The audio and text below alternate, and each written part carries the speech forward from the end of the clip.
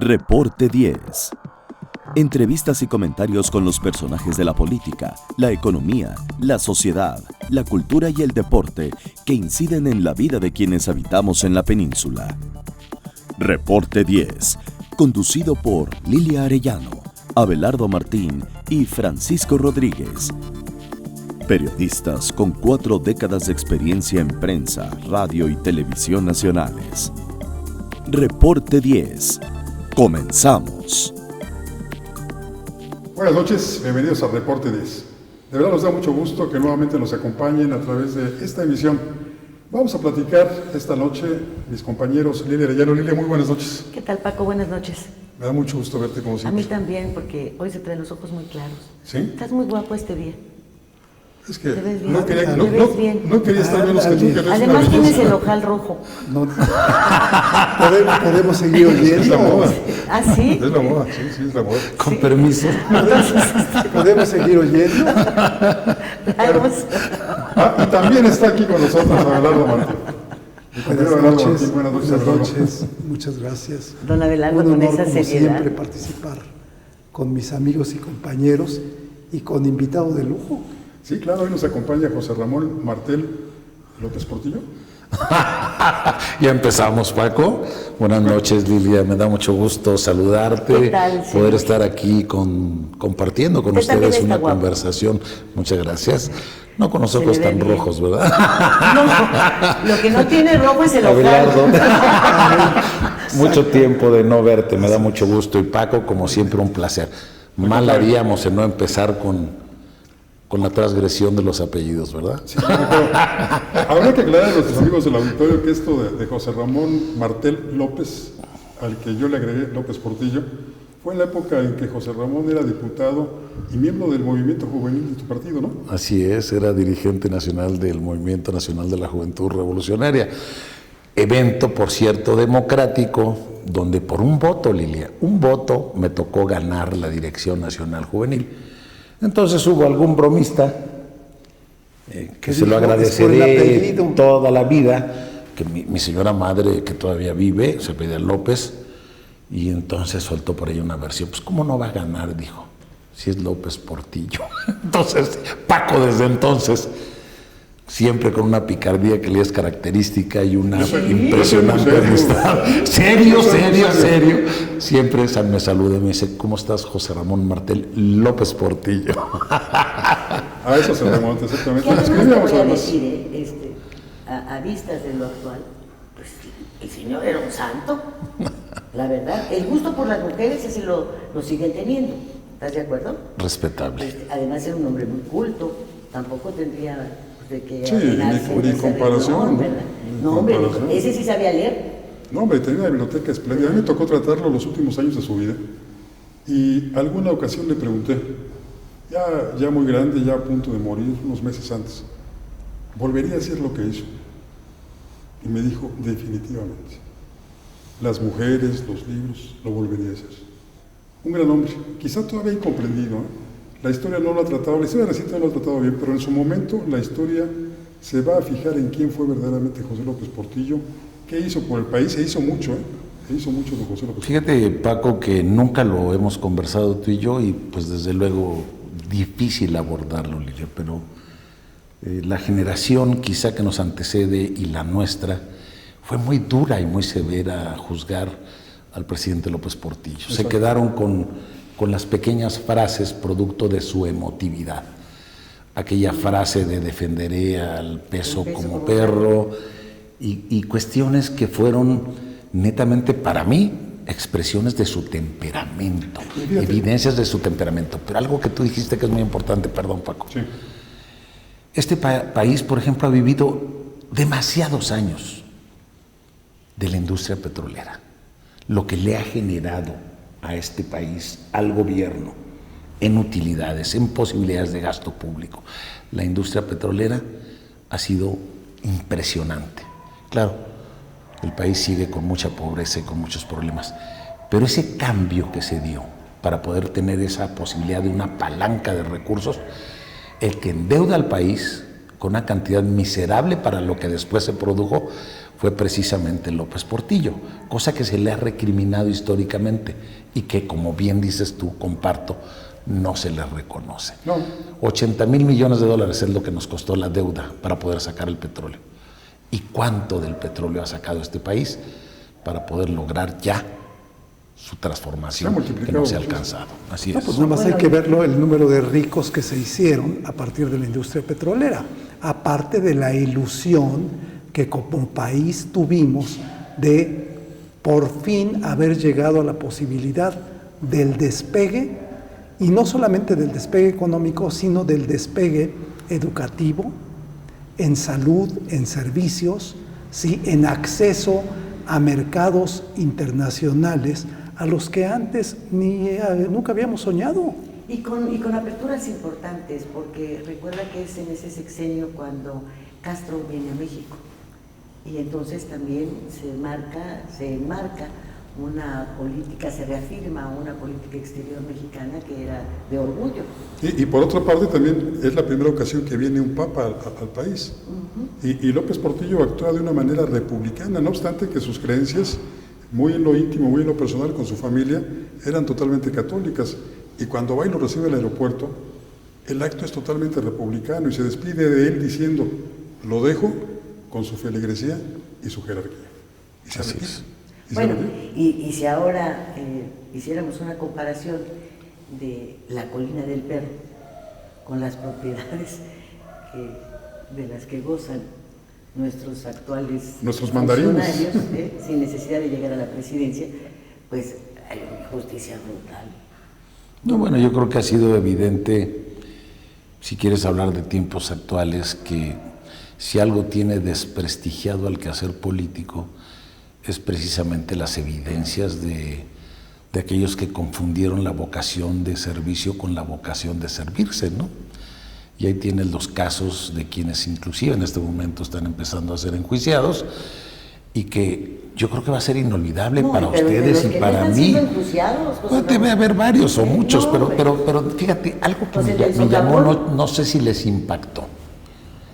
La sonrisa del señor que estaban extraditando de Guatemala.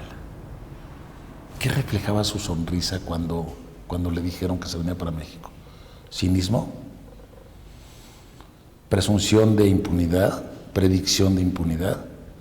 Yo creo que sí es ofensivo ese tipo de actitudes, porque reitero, desde mi personal punto de vista, la clase política, nos hemos visto juzgados todos por estos corruptos que han envilecido lo que debería de ser una vocación de servicio.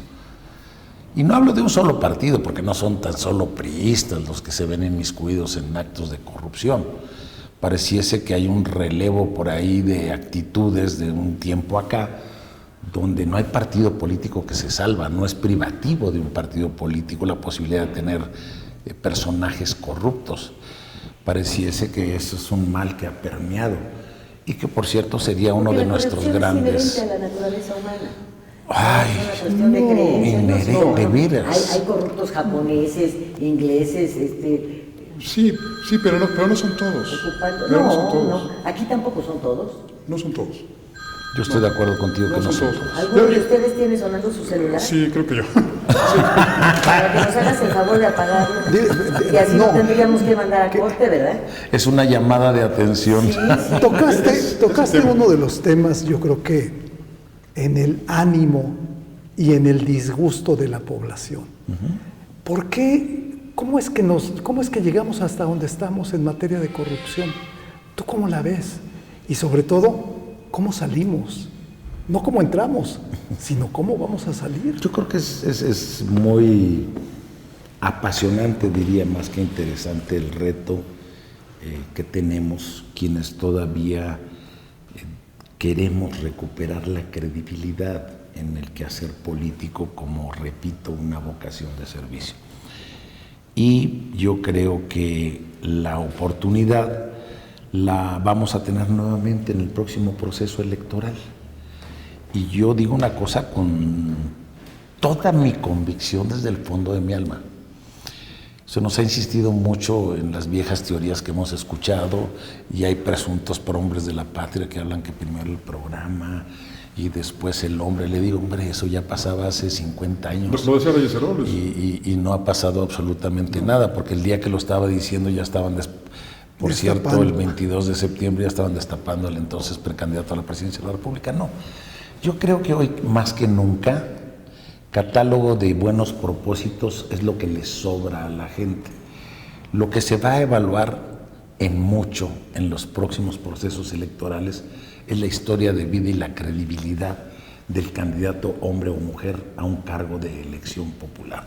Que su vida sea analizable por qué ha hecho, dónde ha estado y analizable por de dónde proviene su modo de vida y cómo vive esa vida honrada en la medianía de un ingreso económico que le debe de dar su trabajo.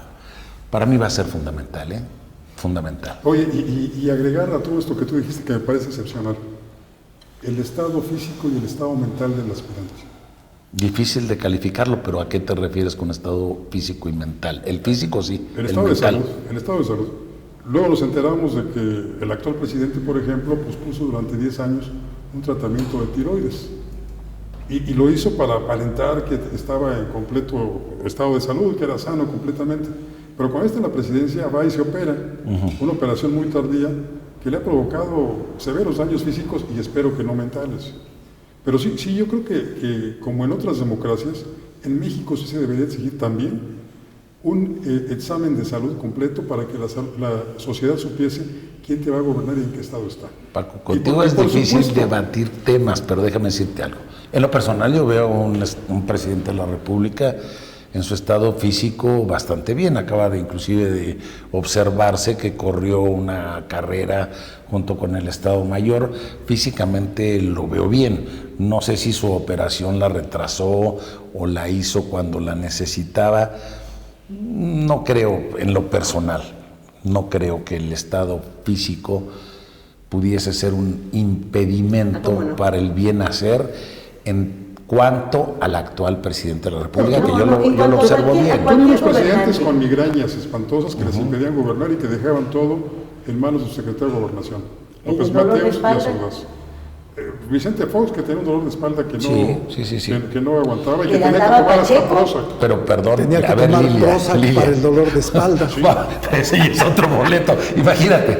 Y Tolochi. Marta se lo daría, ¿no. Sí, ¿cómo no? Sí. Si le daba su Temiacá, le daba, ¿cómo no? Pero ustedes creen que Temiacá, así se llama. Temiacá. Temiacá. Pero ¿a poco las ocurrencias del señor Fox eran producto de su dolor de espalda? Bueno, es que tienes que tomar una serie de, sí, francamente no lo creo. creo. Y los calmantes finalmente contienen droga y te alteran el estado de ánimo y te alteran todo, como el Prozac. También tomaba Prozac. El señor Calderón, alcohólico. Entonces, bueno... Es una enfermedad, ¿eh? Es una enfermedad. ¿El alcoholismo es una enfermedad? Que sí lo es. Ahora, ¿a qué nos referimos con la salud mental? Hay quienes tuvieron infancias difíciles. El señor Cedillo, uno de ellos, infancias muy carentes de muchas cosas.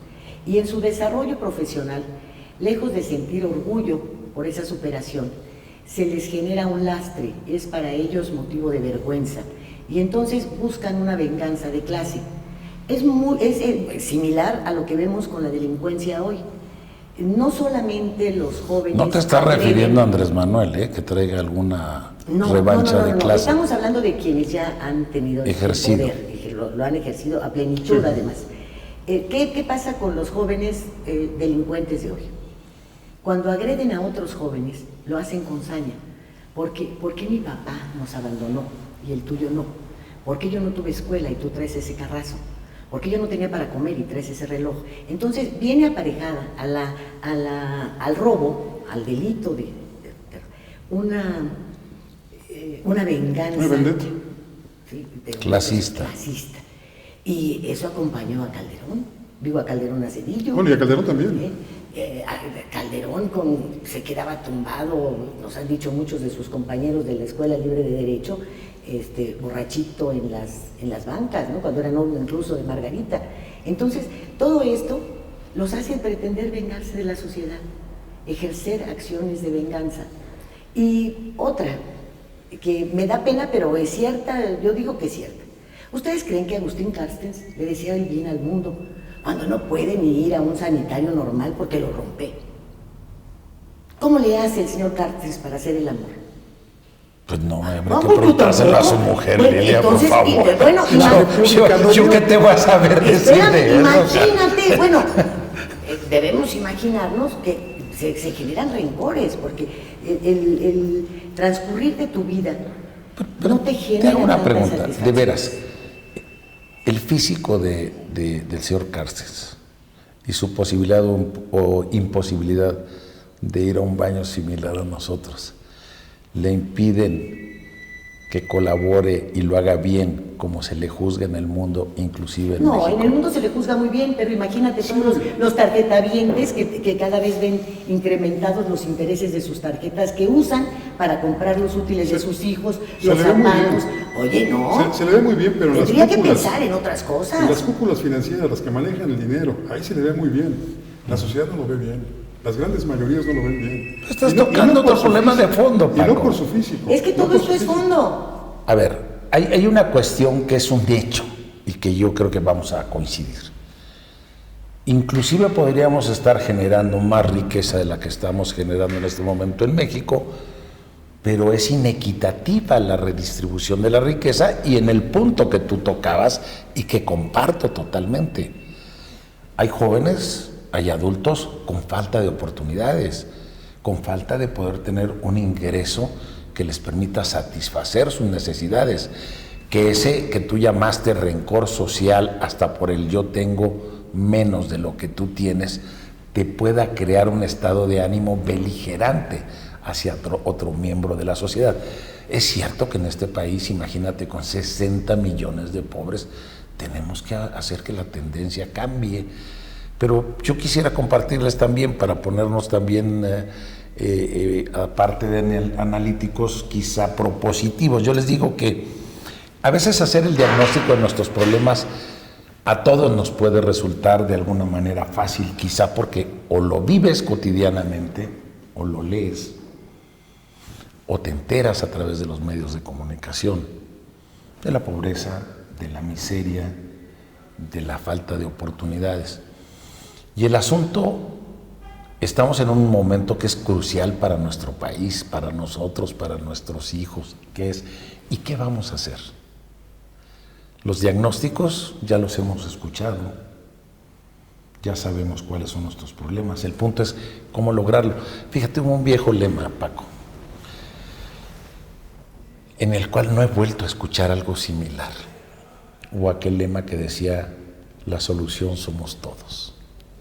Y tal parece que en este país tenemos que reaprender, Lilia, convoco, reaprender a qué podemos hacer juntos el colectivo que vive en esta nación para poder tratar de hacer que la nación salga adelante y no verlo como el problema ajeno.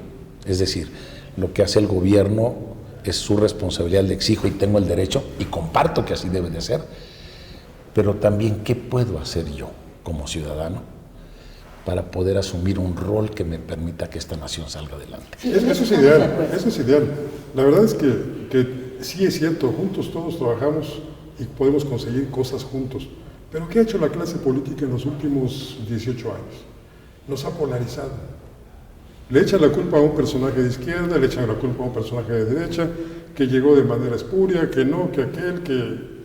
Y la sociedad se ha polarizado. Así es. Entonces, hoy, por más convocatorias que haya, por personajes de toda la ley, la sociedad no se va a volver a juntar. Tenemos que empezar a trabajar en eso.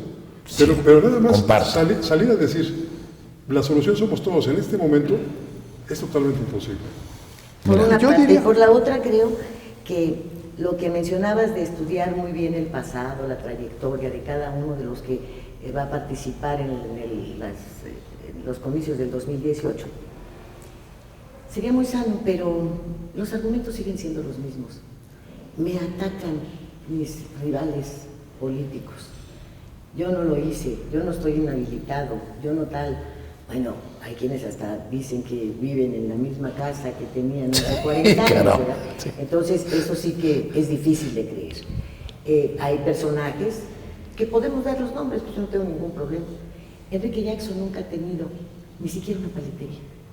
¿Y cómo es posible que le declarara a la revista Caras que, bueno, pues él fue un niño descamisado que habitaba una casa de paredes, techo y piso de lodo? Y que, bueno, pues hoy su auto es Ferrari, la marca de sus corbatas Hermes, él viaja al extranjero y todo hecho en la política. Pues Entonces, cobraba $1 millón como asesor de Javier Duarte, ¿no? imagínate. Digo $1 millón, perdón, Sí. $1 millón. Vamos entonces a estudiar, que me parecería un ejercicio extraordinario, incluso para no vender tu voto, para no cambiarlo por una despensa. Analizar todo esto, el pasado, ver qué han hecho. Desde luego. Ahorita viene, por ejemplo, la reelección de los alcaldes. Y sabes que no hay leyes para eso. A ver. No han dicho todavía. Pero que Lilia, vamos si van a salir, si no van a salir. El alcalde es a el partir de personaje más algo cercano que de la acabamos de gente. comentar y que yo comparto con lo que expresabas tú y lo que estaba expresando Paco. ¿Qué es lo que estamos viendo de repente en los debates políticos? ¿Hay debates políticos? Bueno, pues yo lo que he visto es una escena donde se trata de enlodar al prójimo, ¿no? Tú Pero hay motivos. hiciste, Hay seguramente motivos. de muchos Hay sí, motivos. seguramente, Pues eso es lo que seguramente. hay que descubrir. Seguramente, pero ojo, Porque si ojo, no, entonces tú volteas y le dices, te voy a demandar. déjame ser romántico, déjame ser romántico. Ay, no. Sí, quiero ser No, hombre, romántico. las circunstancias del país no están para Bien, romanticismo. sí, claro que sí, hay que Si volver quieres a una soñar. serenata. Hay que volver a soñar en que podemos ser mejores. Y te voy a decir por qué. Si en las próximas campañas, en las del año que viene o en la del año que viene, la presidencial, lo que vamos a tener es nuevamente una guerra de lodo, qué triste tener que elegir entre lo menos peor, porque pareciese que de eso se trata. De eso se trata. No todo de el elegir tiempo. entre quién Pero es la también, persona no, que Paco. creemos que puede gobernar Pero bien la es un nación. fenómeno exclusivo de México. Tú ves Estoy de campañas acuerdo, políticas estoy en de todo el acuerdo. mundo y todas son campañas Sí, la de Trump y Hillary. Pero tenemos eso- el derecho eso como cae. ciudadanos a exigir y decir, oye, no me vengas a decir que tu mayor mérito es que eres menos sucio que la señora o menos sucio que el señor. Que- Quiero o escuchar de ti qué es lo que piensas hacer con cada uno de los problemas que todos sabemos que hay que enfrentar. ¿Cómo vamos a hacer de esta política social asistencialista en que nos metió un señor y se volvió la competencia? Empezamos con el 65 y más, esa es mi percepción, y después desde el gobierno federal, durante 12 años, se dedicaron a yo doy más, yo doy más, yo doy más. Comenzó con solidaridad de Política. Salinas, ¿no?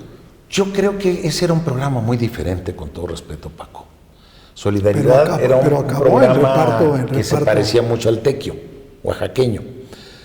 Tu gobierno pones una parte, yo comunidad pongo otra parte. Y yo te digo porque yo lo practiqué en pleno Distrito Federal Pero siendo tenía una intencionalidad delegado de política, gobierno. a tal grado que Carlos Salinas pensó en algún momento que el PRI se convertía en el Partido de la Solidaridad, muy al estilo de Carlos Boquilla. Lo llegué a escuchar, para que no te digo que no, sí lo llegué a escuchar. No lo vi que lo empezaron a tratar de operar, pero al igual que tú lo llegué a escuchar. Pero, ojo, El gran ejemplo era Chico. ese sí es un programa, desde mi particular punto de vista, llámenles como le llames, donde se buscaba la suma de tu comunidad que demandas, yo gobierno, y cómo podemos hacer una sinergia para solucionar un problema. Cuando tú te dedicas a competir en la política asistencialista, lo que te vas a dar cuenta es que no hay recurso que nos alcance. Todo es dar. Le damos a las madres solteras, le damos a la tarjeta rosa, le damos a la azul, le damos a la verde. Espérame tantito. No nos va a alcanzar la bolsa. Debe haber un cambio, y un cambio radical. Y el cambio radical es tratar de crear una política social participativa. O sea, volver a la vieja teoría. Imagínate, si no soy romántico, no me des pescado, enséñame a pescar. Pero- ¿sí? Sí, eso lo hemos Ayudémonos con la caña. Y bueno, ¿no? todo esto que hemos platicado, pues obviamente esta semana que inicia, se lleva a cabo la asamblea de tu partido y las mesas de discusión que creo que ya están muy orientadas al estilo priista, ya se sabe qué van a decir. Bueno, una de ellas, la más importante a mi parecer, que es la de los estatutos, importante para ustedes los priistas. A mí se me haría más importante la de visión del futuro, que es lo que nos ofrecen los priistas, porque los priistas y muchos otros políticos solamente hablan de problemas de los políticos, no de los problemas de nosotros, que somos los gobernados. En este contexto, todo lo que nos has venido platicando es lo que tú plantearías a tu partido.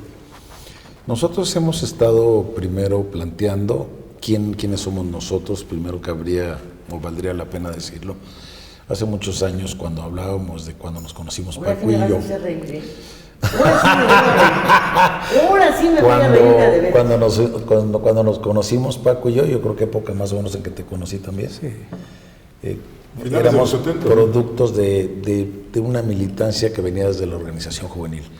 Nos hemos reunido todos quienes, o tratamos de reunirnos, muchos de aquellos que fuimos dirigentes de la organización juvenil, en una corriente que se llama Alianza Generacional. Por cierto, porque yo estoy un convencido que ni los jóvenes son poseedores de toda la verdad, ni los viejos somos todos poseedores de la verdad, o los mayores, ni tampoco desechables, ni los unos ni los otros. Este país lo que ya necesita también para funcionar es una alianza generacional. Y en eso ha habido equivocaciones, y muchas, y muchas. Así es. De manera que al reflexionar sobre el momento en el que está el país y la posibilidad de que vamos a tener de realizar una asamblea nacional, lo que nos ha ocupado es dialogar y debatir sobre por qué está el quehacer político como está, sobre cuál es el juicio de la ciudadanía y la razón del juicio de la ciudadanía por el descrédito que tenemos, y qué es lo que queremos proponer en nuestras mesas, que más que solucionar problemas única y exclusivamente internos, tenga que ver con los problemas de la sociedad. En lo que ponemos en la mesa, no en lo que ustedes ponen en las mesas. Claro. En lo que los ciudadanos ponemos en la mesa de la casa para comer. A veces ponemos café. Y muy pocas veces, lo importante, los anuncios comerciales. Enseguida volvemos. En un momento regresamos a Reporte 10.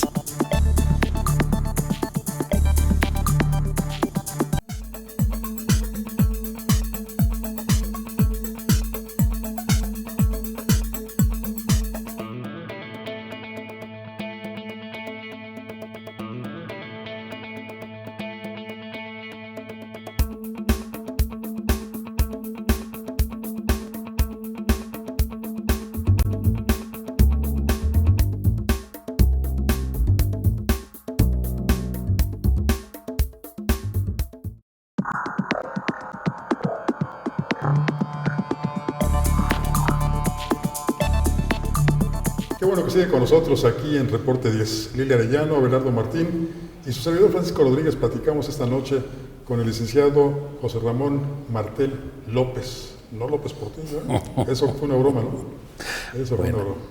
Platicábamos, Paco, que se viene la Asamblea Nacional la próxima semana. Prácticamente las mesas temáticas se van a desarrollar el 9 y 10, y el 12 vamos a tener nuestro gran evento.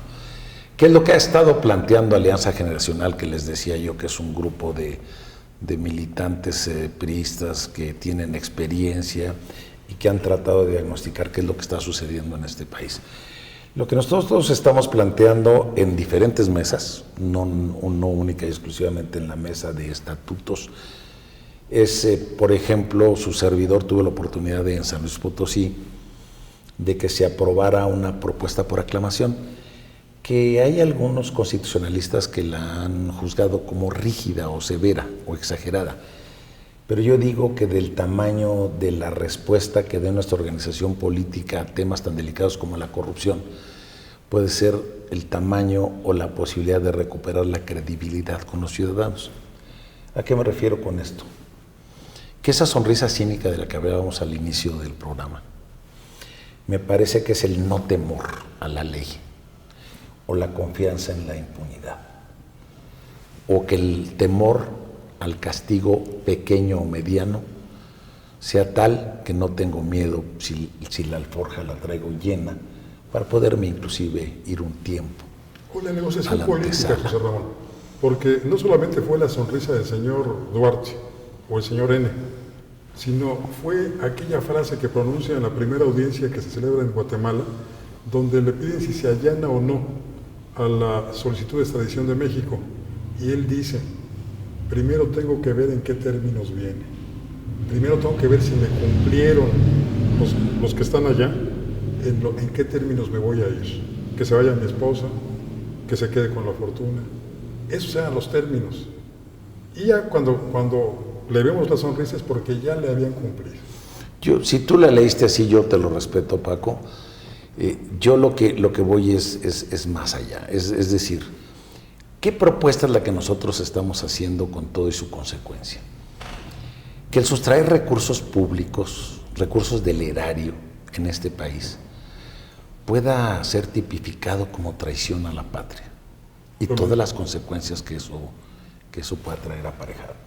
De ese tamaño debe de ser el delito, para que las sonrisas se acaben, las presunciones de pacto se acaben. Y esa traición a la patria, y que se resarza.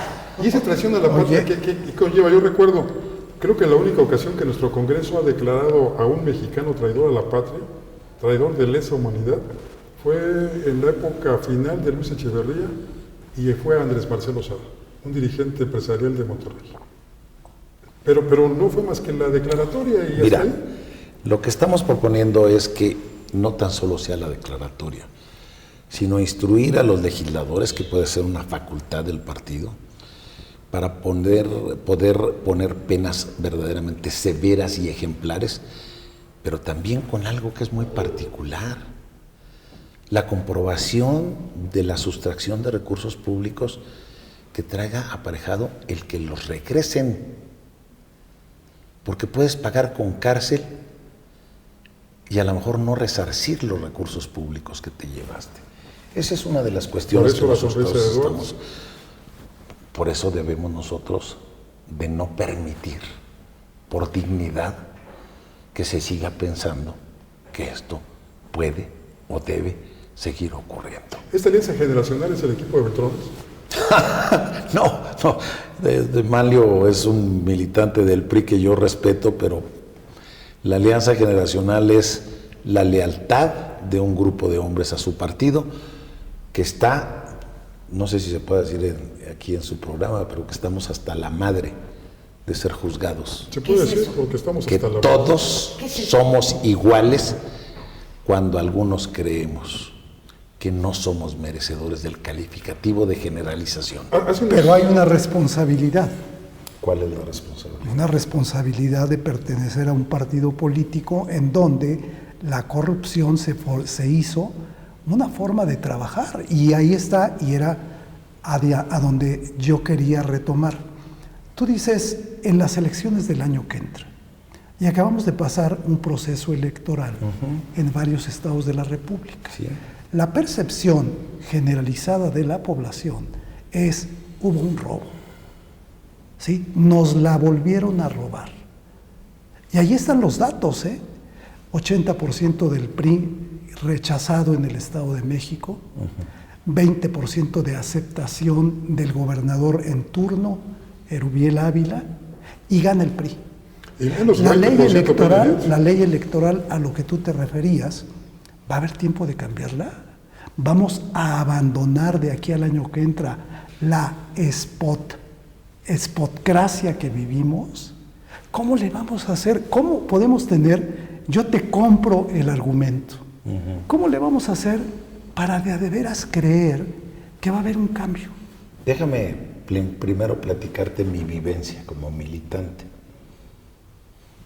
Yo vivo en el Estado de México, vivo en Naucalpan.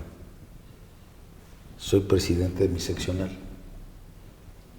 Y te digo que estás equivocado. Yo en mi Ganó Morena Naucalpan. Yo en mi colonia, en mi sección, ganamos la elección para el PRI. En la sección, no en el distrito, ni en el municipio. Oye, lo que pasa es que entonces te reitero una cosa. Tienes una vecina morena, ¿no? También tengo una vecina morena, sí. Jade Kolpolowski. Es mi vecina, efectivamente. Que además es muy inteligente. Está usted muy bien enterado, don Paco. Así es. Tú me la presentaste. ¿Así? falto de memoria.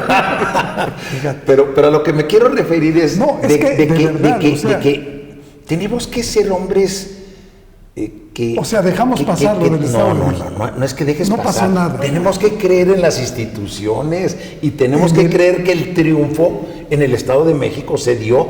Yo te hablé de mi vivencia personal. Si a mí me dices no ganaron, yo te digo sí ganamos. Bueno, sí. Sí ganamos. Es tu vivencia personal y mi convicción, y tu convicción como de que periodista. ganamos. Me parece muy bien y que defiendas a tu partido. Y así. de que no ganamos en Nayarit es evidente. Porque mira, en esta vida hay que aprender a reconocer cuando pierdes, pero también pedir que te respeten cuando ganas. No puedes pedir eso en el caso del Estado de México cuando todos fuimos testigos del desfile del gabinete regalando de todo. Turismo, Cuando borrachos. todos fueron a dar borrachos. despensas, estufas, todo lo que encontraron. Ojalá hubiera ido a dar, fueron a coaccionar el voto. Si nada más hubiera sido un regalo por un regalo, pero Pues fue una no, coaccionar el tampoco, voto. porque mis impuestos no son para que anden regalando, ni el señor Ruiz Esparza Televisiones, dice que por una Es que era un business cuestión que ahí, Soriano. analógica, Seguramente todos ustedes no tienen vieron. derecho.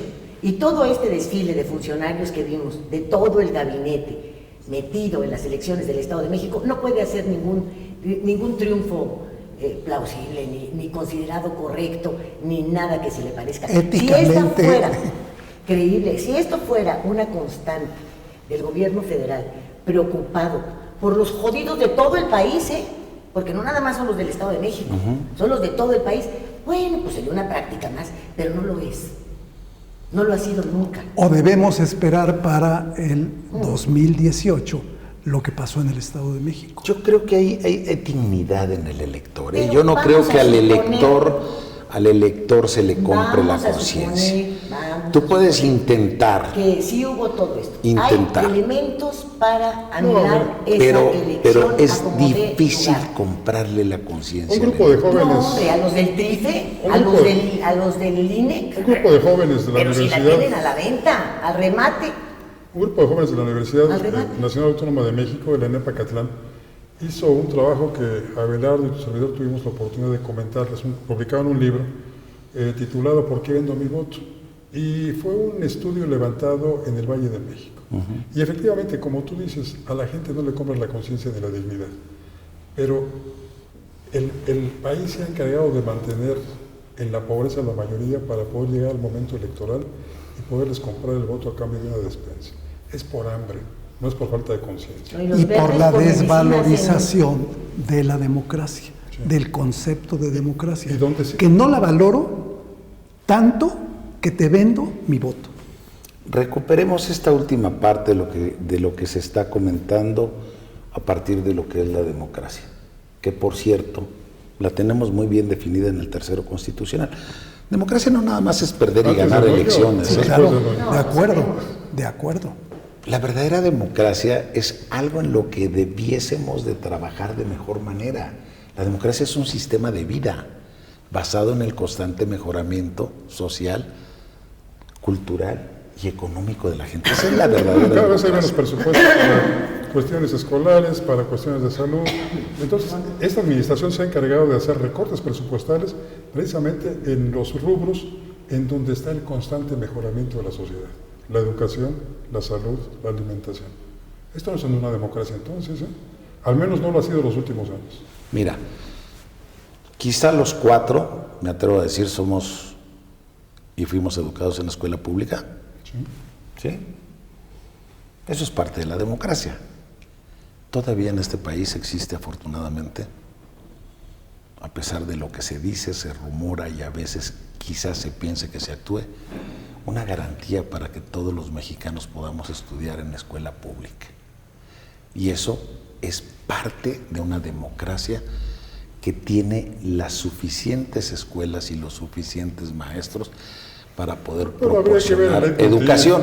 Oye, acaban de lanzar un bono educativo de 7,000 millones de pesos para favorecer a la constructora Presidencial Liga, que es la que tiene el contrato para mejorar los planteles educativos de todo el país. No, y habría que ver también, y siguiendo tu mismo argumento, efectivamente, la posibilidad de ascenso social en los 50 o quienes nacimos en los 50 era Menos mucho mayor, menos infinitamente mayor. Es a lo que mucho yo mayor, iba. mucho mayor que la posibilidad de ascenso social de quien estudia en una escuela pública en este momento. Y el mejor ejemplo está en de dónde salen los funcionarios que tenemos el día de hoy. A ver. De escuelas públicas. Vámonos por partes primero. Imagínate, Lidia, si yo no voy a Ladies creer. first, Ladies first. Como dijo el del Mira, cuento. sin que sea así, añoranza. Pero si las escuelas públicas conservaran el estatus en la que yo me eduqué, esto sería espléndido. Porque para empezar, y tenemos que reconocer, muchos de los de nuestra generación no sufrieron retraso mental, no tienen enfermedades, gracias a los desayunos escolares. A desayunos escolares que eran muy completos, a desayunos escolares que la maestra era la que determinaba quién tenía la capacidad de pagar 20 centavos por un desayuno completo y quiénes había que dárselos gratis. Así y es. no había de que me voy a llevar unos para mi casa, ni Póngamelo nada de para esto. llevar. Teníamos patios para practicar deporte, teníamos un maestro de deportes o una maestra de deportes. Recibíamos realmente una educación muchísimo más completa de la que tienen hoy cualquiera de nuestros jóvenes, por más que las matemáticas ya sean de pensamiento y no de tablas de multiplicar y de no sé qué tantas cosas. No de embarazo. Que pretenden hacer. Si fuera esa la que tuviésemos, sería extraordinario. Extraordinario. Nosotros terminábamos secundaria y estábamos en posibilidades, y no había dinero en casa, de poder ejercer un oficio, porque en secundaria te enseñaban belleza, cocina, carpintería, costura, electricidad, o sea, ya podías irte de chalán. Sí. Bueno, las fueron sustituyendo por estos ahora escuelas con oficio que no les funcionaron. Retiraron los desayunos escolares y los hicieron solamente para algunos sectores y se convirtieron después en todo un negocio. Oye, ¿qué es esto? No, teníamos libros de texto con una hermosa portada que era Nuestra Patria. Impresionantemente se la quisieron hermosa. quitar, ¿no? Hermosa. Bueno, entonces, ¿hacia dónde hemos ido? No nos digas que tener escuelas es maravilloso. No, no lo es. En las condiciones en las que éstas se encuentran, no hay baño para maestras y maestros. No hay. Tienen que recurrir al de los alumnos. Así que si alguno se portó mal y tiene una infección, ya los pobres niños la van a pagar. No hay bebederos. Nosotros podíamos beber agua. Los niños en las escuelas de hoy no. El deporte se los enseñan. Pero si nos las está cobrando, reglas del juego. ¿Nos está cobrando el gobierno $1 por litro de refresco para poner bebederos? ¿Qué no lo ha hecho? No, Tampoco eso. tampoco eso. Entonces, digo, A ver, Lilia, mira, no puedo tuvimos- más que compartir lo que acaban de expresar. Te quiero reiterar algo. Es que estar Dije aquí- yo, los 4 seguramente somos hijos de escuela pública. bueno, unos piensan que somos hijos de otra cosa, pero bueno, también, Espero que no te vayas con esa impresión de nosotros. también. Yo quisiera compartir algo que es profundo en lo que estás comentando, en lo que tú estabas aseverando y que seguramente no tenemos ninguna diferencia en la opinión.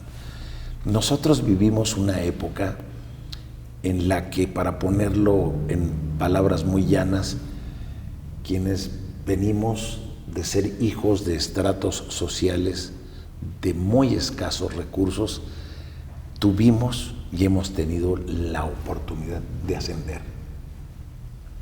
Y quizá una de las grandes posibilidades del ascenso fue la educación. Pero Y sigue te hablo siendo. yo, no ignoro yo el caso de Enrique, que hace un momento lo comentabas, pero a mí no me da pena decirte que mi padre pues vendió periódicos cuando fue joven, de que me llegó a platicar que ya falleció, que vendió plátanos en la calle, pero que después tuvo la oportunidad, por cierto, tuvo que emigrar de Tancanwitz, que es un municipio enclavado en la Sierra Huasteca Potosina, porque ya no había nivel educativo más que la primaria. Y se fue del pueblo, y se fue a San Luis Capital, porque allí es donde estaban las escuelas, la secundaria. No Y fue, las enchiladas potosinas. y riquísimas. Y ahora ya habrá. De las 12 que habría que ya diferenciar, habrá las de educación. las Huasteca y las de la capital. Ya habrá que son educación diferentes. secundaria ahí en ese pueblo. Ya hay. Ojo con lo que estás diciendo. Eso es lo precioso. Esa es la época de mi padre. Ya para cuando me tocó hacer campaña por ese distrito, cuando nos conocimos también y tratamos en la 51 legislatura, es prehistoria ya, ¿no? Sí, no, es historia, ¿verdad? Es historia. Estamos en la 64 ya, ¿no? Cuando los perros los amarraban los salchichas. Ya cuando yo fui a hacer campaña, ya había escuela secundaria, ya había escuela preparatoria. Ahora hay una universidad regionalizada en San Luis Potosí, en la Huasteca Potosina. Un plantel de la Universidad Autónoma de San Luis Potosí. Y de donde es mi madre, que es del Altiplano, que era exactamente el mismo problema de un pueblo que se llama Salinas del Peñón Blanco, que se dice que es el ombligo de la República Mexicana. Tampoco había más que secundaria. Ahí sí no había preparatoria y también tenían que emigrar. Ahora hay otro plantel para el altiplano de la Universidad Autónoma de San Luis Potosí. Estos no fueron construidos hace 20 años, ni hace 30 años. Estos dos planteles universitarios fueron construidos recientemente. Pero sí comparto con ustedes que el ascenso social no ha sido el mismo, quizá desde la época de los 80s hasta los 80s, donde era más fácil y era mayor el ensanchamiento de la clase media de lo que en estos tiempos se está dando. En estos tiempos tal pareciese que lo que se está ensanchando es la pobreza. Entonces, y es un hecho. De que hay que cambiar en el modelo económico para hacerlo más redistributivo, eso es innegable. Es innegable, se tiene que lograr. Y más nosotros que hemos sido producto de una generación que lo vivió de diferente manera. Pero que está muy, consciente de lo que es el todo. Y que también en ese sentido, vuelvo a la Asamblea Nacional, nosotros estamos planteando que tenemos que en nuestra propuesta de visión de futuro, hacerla transitar por un replanteamiento de la política económica en materia de redistribución y de generación de oportunidades, no para regresar a esos tiempos, sino para ponerlos en el carril de las posibilidades del ascenso de la gente en lo económico, en lo cultural y en lo social. Y también en los estatutos, vamos a hablar de eso también. ¿Qué PRI ves tú en el 2018? Mira, un PRI que se ve con una terrible disyuntiva. ¿Le ves? Primero, un PRI que tiene que reconocer que los 4,5 millones de votos que ha perdido en los últimos procesos electorales deben de llevarnos a una lectura rápida, que es la pregunta: ¿por qué la gente ha dejado de votar por nosotros en esas entidades y en esta proporción? Y el primer problema que se diagnostica es que hay una imagen en mucho de que hemos gobernado, porque no me puedo evadir de que son miembros, o ahora ya expulsados, fueron miembros de mi partido, muchos de los hombres que más han desprestigiado el quehacer político. No son todos, repito, y ni es patrimonio del PRI, pero tenemos que reconocer que hay muchos priistas que se vieron, o que fueron priistas que se vieron y han visto envuelto en problemas de corrupción. ¿No identificas que es una generación podrida de gobernadores? Casi todos los que fueron gobernadores cuando Enrique Peña Nieto gobernaba el Estado de México están metidos en problemas. Todos problemas muy similares: problemas de corrupción, problemas de ineficiencia política, problemas de falta de atención y solución de los problemas. No lo haría generacional, pero es evidente que les fue mal. Hay una fotografía que circula en todas las redes sociales. Les fue mal, la conozco, la he visto. Y ahí se ve que es una generación podrida. Bueno, eso es lo que sucedió. ¿Cuál es el PRI que avisoras para el 2018? Pues las posibilidades de autocorrección y de replantear los compromisos sociales ante la gente van a estar mucho en esta Asamblea Nacional. No se trata de quienes quieren simplificar que si cortas dedo, si no cortas dedo. Es algo mucho más profundo, mucho más profundo. Oye, ¿y les van a mandar un extranjero? ¿Qué es un extranjero? Bueno, alguien que no es de su tierra, de su terruño, de su partido. Yo quiero decirte algo a ti y a todos quienes en este momento nos están viendo, pero acompañado y muy bien acompañado de mi querido amigo y de ti, Lilia, que mucho respeto. Yo soy uno de los que cree que no hay que temerle a la posibilidad de tener un candidato simpatizante No va a ser la hora sentada en el partido O sea, no hay periodistas capaces. la que te haga. Sí hay, pero eso no puede ser limitativo. Eso no puede ser limitativo. También no tienes por qué voltear para analizar a miembros de la sociedad, inclusive en el servicio público, para poder definir que pudieses tener un candidato no militante, derivado de que sea una persona honesta, honorable, capaz y eficiente. Arriba todavía aquello que dijo alguna ocasión Carlos Juan González, que para ser papa se necesitaba ser cardenal y no obispo. Pues mira, yo creo que los tiempos te demandan que para poder gobernar lo que necesitas es tener capacidad y sobre todo honorabilidad y concepción de para qué debe de ser útil el poder. Y eso no es privativo ni de un partido ni de los miembros de mi partido. A mí sí me parece sana la apertura del PRI, porque esto evita que candidatos que se iban a ir por la línea independiente en un sistema atrapado por los partidos, pues pudieran ser considerados. Sí, que ahogan los partido, independientes. ¿no? Que porque los ahogan, entonces podrían hacer su salida y tratarse de ciudadanos dignos de la confianza. ¿El Bronco candidato? No, Mira, no tiene por qué estar, yo creo. ¿Mancera candidato? Mira, yo creo que ellos están haciendo su lucha y su Pero planteamiento. del PRI, no. Habría que preguntarle a los no leoneses cómo evalúan al Bronco en el ejercicio de su gobierno. Habría que preguntarle a Mancera si realmente va a querer aspirar. Por mi partido yo no veo que ni ellos se acerquen, ni que tampoco nosotros estemos pensando No, Castañeda ya no es candidato. de ese No, tamaño. pero si quisiera. Yo lo que coincido completamente es que el talento no es privativo de un partido y que el nuestro debe estar abierto. Por cierto, sus estatutos, no es debatible ya ese tema, ¿eh? Ya los estatutos del partido prevén que si en un momento dado vas en una coalición, puedes llevar un candidato que no es precisamente militante de tu partido. Coalición. ¿Podemos abordar ese tema que es bien interesante? Disculpa que te interrumpa, pero tenemos que ir a un corte. Ahora volvemos. ¿Volvemos, Lilia? Sí. ¿Dónde volvemos? ¿Volvemos? Sí. Volvemos. En un momento regresamos a Reporte 10.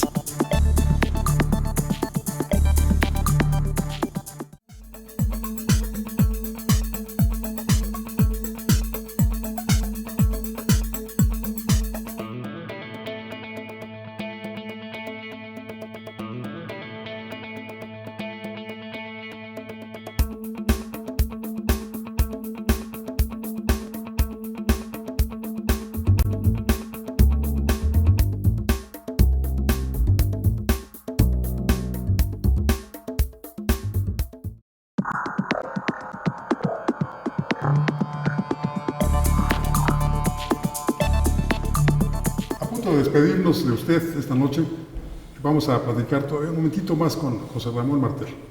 ¿Querías decir algo, José Ramón? Yo quiero invitarlos a que nos volvamos a reunir si se puede, pero que nos quedemos con un tema que es importante e interesante para este país. A ustedes que les interesa su país y su nación. Hoy escuchamos hablar de alianzas. Ustedes van a haber escuchado, por ejemplo, que el otro día se dijo, inclusive por el dirigente de mi partido, que iba a hacerse una alianza y dijo que iba para derrotar el populismo. Y luego vemos la alianza dentro del PAN de Margarita para poder ganarle a Anaya el proceso. Y la alianza de Anaya por demostrar que Margarita no es la que debe de aspirar. Y la alianza para derrotar al PRI. Y me pregunto, ¿y la verdadera alianza? La de los partidos con los ciudadanos, No, eso no existe. la de los partidos con las causas. Ese es uno de los retos de mi partido y ese es uno de los retos de nosotros como Alianza Generacional y de José Ramón Martel. Necesitamos lograr nuevamente alianzas para poder lograr encauzar que este país tenga mejores soluciones a los problemas de la sociedad. La verdadera alianza debe estar con las causas de la gente y con los ciudadanos mexicanos. Paco, ¿y si después de la asamblea Oaxaca. al señor para que nos diga qué pasó, Sí, yo creo que es cómo obligado. quedó, hacia dónde va? Es obligado. Y déjame hacerle una preguntita de mi pueblo. Sí, rapidísimo. Rapidísimo. Al fin que me la va a contestar muy rápido. ¿También? No va a poder. A ver, ¿estuviste en el CREA? Sí. Bueno, resulta que en Cancún había un CREA. Sí. ¿no? Ahí para los jóvenes, estaban las instalaciones. Así etcétera, es. etcétera. Hubo un tiempo en el que, bueno, pues ya con los huracanes y todo esto quedó Sí. en mal estado el edificio, no quisieron invertirle, lo dejaron así y posteriormente lo entregaron al gobierno del estado para su uso sin especificar cuál. O sea, fue una entrega sin especificación alguna. Y el gobierno del estado lo incluye en su Instituto del Patrimonio Estatal, y el cual vendía terrenos y bueno, lo que se requería para inversiones. Y decidió vender esto a un particular. Se alega si el costo fue correcto, si no fue correcto. ¿Qué pasa en estos casos o qué es lo que debe hacerse si había un destino para un determinado inmueble, para un predio, pero si además se hacen las cosas sin tener pues claros los objetivos de para qué lo entregas, etcétera, y después todo eso que no metiste lo consideras ilegal? Yo creo que en primer lugar debe haber algo de ilegalidad en eso y hay que averiguarlo. Esa institución y ese terreno del que hablas, que era precioso, era precioso el inmueble. Es que no me dejaste terminar. El inmueble era precioso, posibilidades de que los jóvenes acudieran a Cancún, que lo hicieran a un bajo precio, con mucha dignidad. El espacio físico es sensacional, la playa de enfrente es sensacional. El terreno adjunto también era propiedad del CREA. Nuestra administración termina con el presidente de la Madrid y llega la administración del presidente Salinas. Acuérdate que el CREA ahí desapareció para dar curso al instituto del deporte, o no recuerdo en este momento precisamente cómo se llamaba.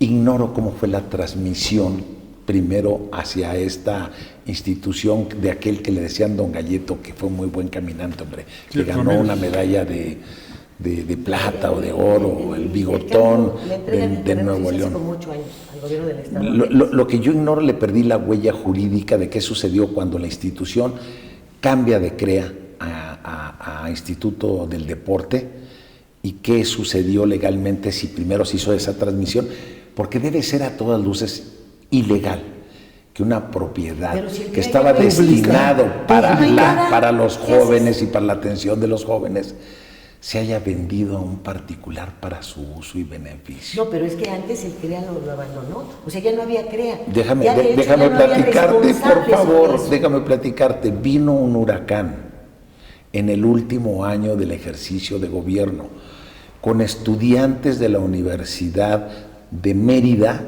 de Yucatán, que no de Quintana Roo, nos ayudaron a rehacerlo lo más que pudimos porque no teníamos recursos económicos para hacerlo. Había lanchas que se habían incrustado en el segundo y en el tercer piso. Todo eso hicimos hasta donde pudimos. Se acabó ahí la administración. No supe más qué sucedió con esas instalaciones. ¿Qué grave es esto? Porque el discurso de los políticos, y también lo escuchamos hace un momento de José Ramón Martel, es las instituciones. Y la situación endera y las situaciones queda de manifiesto en este ejemplo. Desaparece el CREA, se crea otra institución, entonces no tenemos instituciones, son cuestiones pasajeras, ideas de un loco, de un soñador, de un romántico. Le agradezco mucho que nos haya acompañado esta noche, lo invito para que se reúna con nosotros la próxima semana, aquí en este mismo espacio. Hay que fortalecer las instituciones. ¿Cuáles? Mientras tanto, les deseo como siempre buenas gracias. Las que López Obrador quiso desaparecer. Muchas gracias. Muchas gracias, la verdad, muy, muy a gusto, espero que ustedes también. Muy divertido, sí. Muy bien. Pero mira, me impresionó que no suda. ¿No? ¿Ni se acongoje? No, lo que pasa es que lo que comentaste tú, de eso ni pensé que lo fueras a traer como tema. ¿Qué? Lo del CREA. Es una pena lo que pasó también. No sé yo qué destino tuvo esta parte que teníamos de terreno, que está arriba de la salida a Cuernavaca, donde se venden los muebles. Toda la parte de arriba era o es del CREA o de lo que fue el CREA. ¿Ahora qué es? ¿En el bosque del Pedregal? Sí. Al lado de la casa de Salinas. Pero también había en Vallarta. También. Porque Y en La Paz. Después se pensó, algunos sindicatos pelearon estas propiedades, yo no sé frente a quién, porque si ya no había CREA, pero sí buscaron hacer ahí escuelas de gastronomía, fundamentalmente. En el caso de Cancún, pues la CROC, que era el sindicato de gastronómicos, ahí quería poner su escuela. Pero realmente es esta ambición por hacer negocios nada más. El caso de la playa El Mirador, como la vende Fonatur y después tiene que regresar cientos de millones de dólares. Oye, pero te escuché con mucho interés el tiempo que definiste de la venta. Dices que fue hace meses. 8 años. No, 8 años. 8 años, perdón. 8 años. Y Gobierno de... 8 años fue el traspaso del gobierno federal al Estado. Y 2 años después la venden. Y apenas hace 4 años formalizan la operación. Qué impresionante. O sea, sí fue por etapas para ver Oye, si había hermosa la reacción. playa de... Una de las más bonitas de Cancún. Pero además ahí estaba Menabrito, un señor ya mayor, al frente del cuidado de esto, y los muchachos se divertían sin mota y sin alcohol, habrán metido algunas anforitas, pero nada que les fuera a ocasionar así una borrachera. Y no causaban daños adentro de la propiedad. No, muy respetuosos. Pues ahora sí, muchísimas gracias, José Ramón Martel. Gracias. Te veremos pronto. Pronto. Después de la asamblea vienes y nos platicas Con todo gusto. el éxito o el fracaso. Ay, esto no lo estábamos grabando, Paco. Sí, claro que sí. Buenas noches. Todo se graba. Buenas noches. Muchas gracias, buenas Sí, noches. bárbaro. Gracias, José Sí, Ramón. nuevamente gracias a usted. ¿Y qué tal si se me sale una mala razón? Por supuesto que no te salió ninguna, eres incapaz de decirles. Soy Francisco Rodríguez, buenas gracias, muchas noches. Ahora tiene usted a la mano más herramientas informativas para que emita su propia opinión. Comuníquese con nosotros, aporte sus comentarios y sugerencias a los correos y redes sociales que aparecen en su pantalla. Mientras, le invitamos a sintonizar Reporte 10 la próxima semana, a la misma hora, por esta señal que siempre va contigo.